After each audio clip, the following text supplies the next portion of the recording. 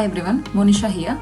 In this video, I will complete the last episode of Source of Energy, which consists of geothermal energy, nuclear energy, the difference of nuclear fission and nuclear fusion, and the major hazards and disadvantages of nuclear energy, environmental consequences, and also the last one is how long will the energy source last.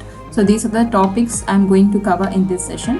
I hope this will be interesting for you. Please stay till the end so that you can understand the source of energy and its consequences in the near future. So let us start the session. Geothermal power plant.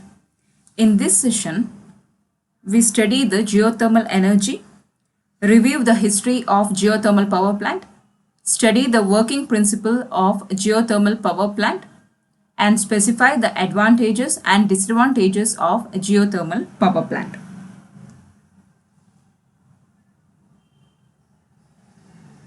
Geothermal energy is the heat energy acquired by the earth. Here, the source of the heat is earth. Hence, the name is geothermal. Heat is available at the depth of more than 80 km. In some locations, it is available at the depth of 300 meter to 3000 meters. Such locations are referred as geothermal fields.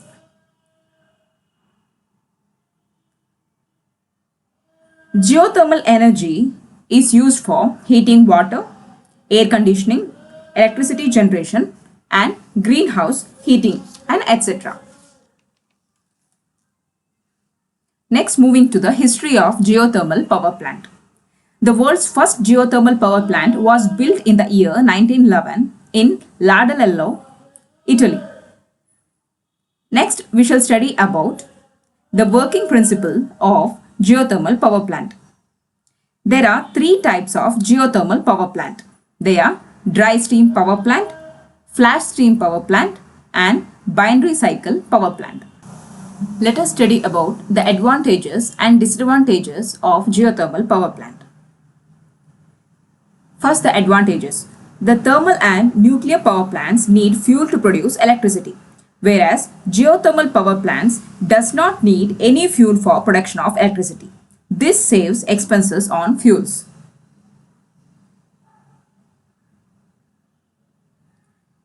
Geothermal power plant does not pollute the environment, and it requires minimum land space as compared to other power plants. However, geothermal power plants have some disadvantages.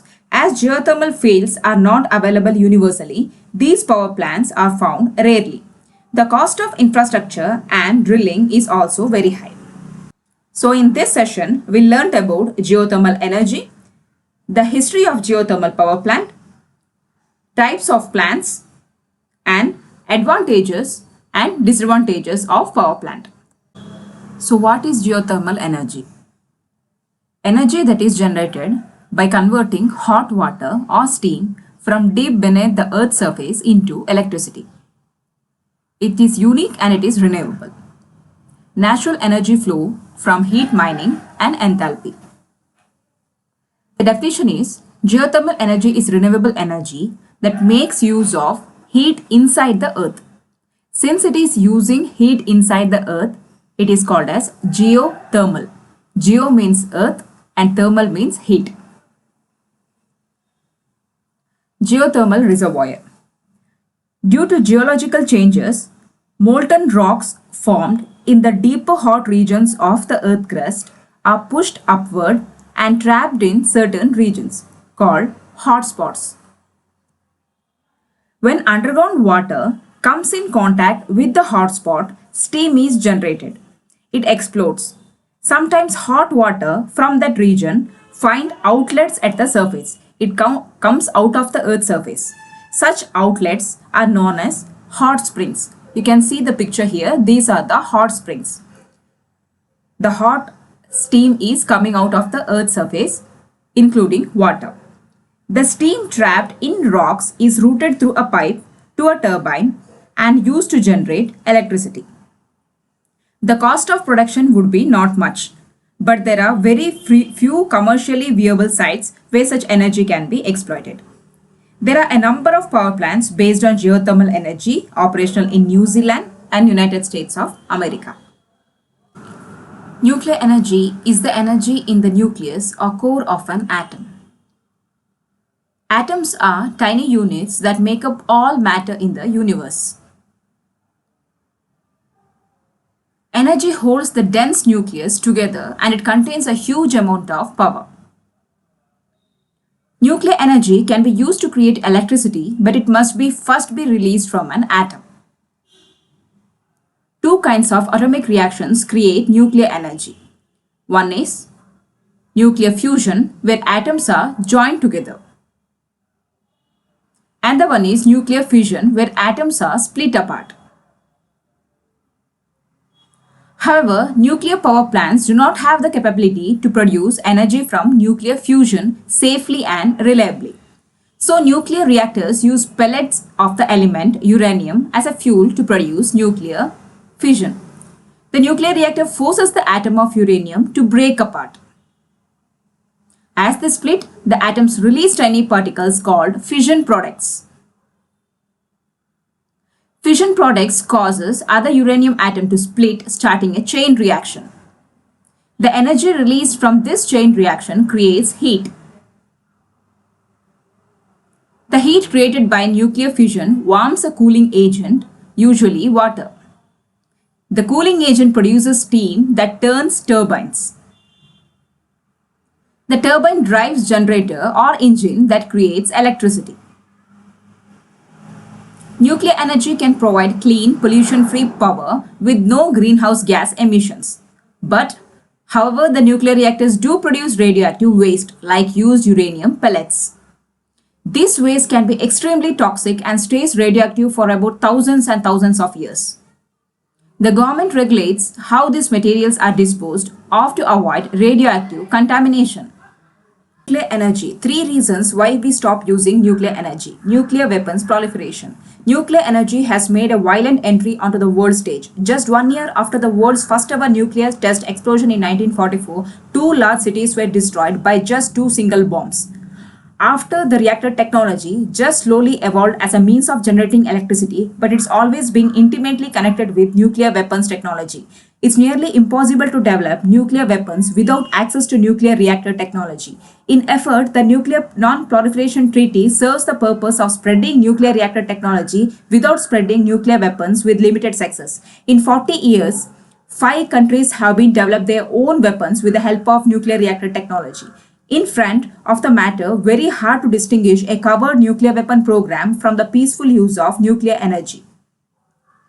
In the 1970s, a big nuclear powers were halfly selling peaceful technology to smaller countries which then developed the weapons of their own. The road to deadly nuclear weapons is always paved for the peaceful reactors.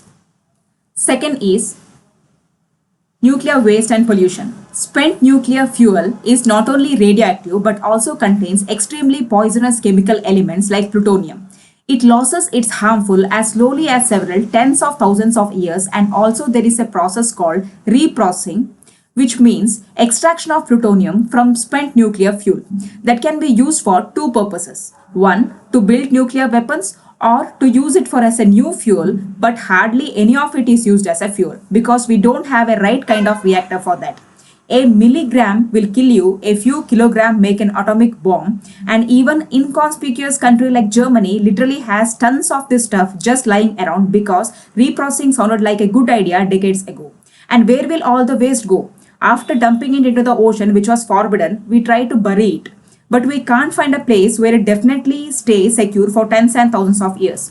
Nearly 30 countries operates nearly 400 reactors, managing several hundreds and thousands of tons of nuclear waste, and only one country is serious about opening the permanent civilian waste storage, that is tiny Finland. The third is accidents and disasters. Over 60 years of nuclear power usage, there have been 7 major accidents in reactors or facilities dealing with nuclear waste. 3 of those mostly contained, but 4 others released significant amount of radioactivity into the environment.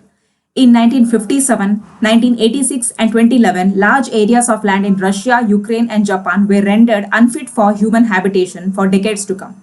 The number of deaths is highly disputed, probably lies in thousands. These disasters happened with nuclear reactors of very different types in very different countries, and several decades apart. Looking at the numbers, we may as well as ask ourselves, are 10% of the world energy supply worth the devastating disaster for every 30 years? Would 30% of be worth of another Fukushima of Chernobyl every 10 years? What area could have been contaminated? So we say no more. Where is the line? So, should we use nuclear energy? The risk may outlay the benefits, and maybe we should stop looking into the direction and drop this technology for good. I hope you understood this. Impact of energy consumption on environment. Energy consumption is increasing every day. This leads to harmful effects on our environment. Let us study how the increasing energy consumption harms our environment. Consumption of fuels to get energy in homes, transport and industry is one of the major causes of air pollution. Carbon dioxide, carbon monoxide, sulfur dioxide, nitrogen dioxide, etc. are air pollutants.